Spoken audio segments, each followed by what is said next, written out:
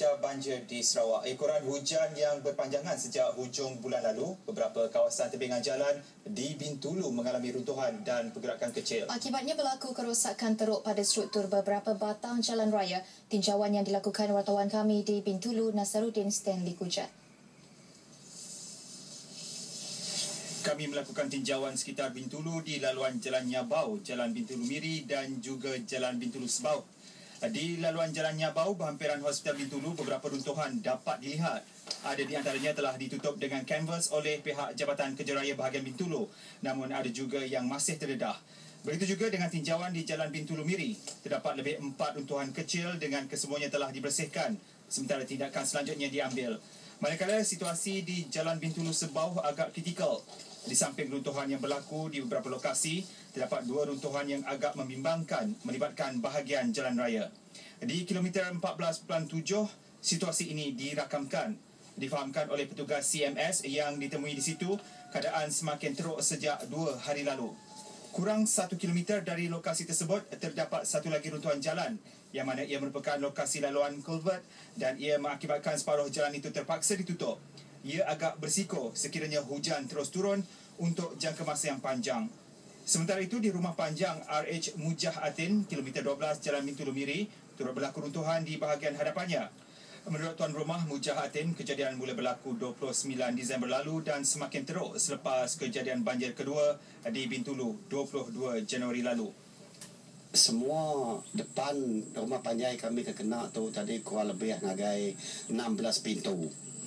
Jadi 2 pintu bisi ngena tiang lalu mansak ngagai ujung bilik.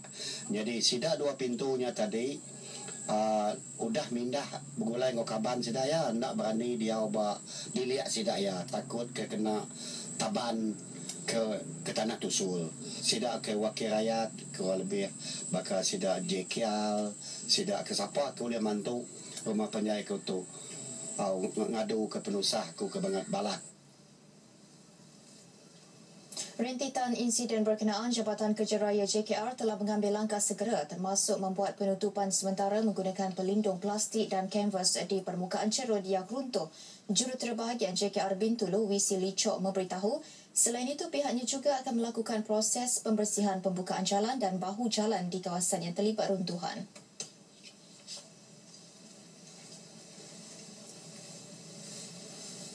Laluan Jalan Persekutuan Bintulu telah berlaku sebanyak 9 kejadian tanah runtuh, di mana 4 berlaku adalah di laluan Bintulu ke Miri, manakala 5 lagi adalah berlaku di laluan ke Bintulu Sibu. Untuk jalan-jalan negeri, sebanyak 16 kejadian tanah runtuh telah berlaku yang terdapat di jalan-jalan utama kita, iaitu di Jalan Sebau sebanyak 9 kejadian, Jalan Nyabau 4 kejadian dan Jalan Ulu Sebau 3 kejadian. Kajian terrinci juga sedang dilakukan untuk mengenal pasti jenis rawatan dan kos penyelenggaraan lain yang diperlukan. Untuk peruntukan, manakala untuk jalan-jalan di Jalan Persekutuan, kita ada satu program dinamakan rawatan cerun dan kita akan hantar permohonan ke Kerajaan Persekutuan. Jadi semua permohonan kita untuk peruntukan untuk rawatan jangka panjang ini akan kita kemukakan kepada Kerajaan Negeri dan Kerajaan Persekutuan melalui ibu pejabat kita di JKR, ibu pejabat kita di JKR Kuching.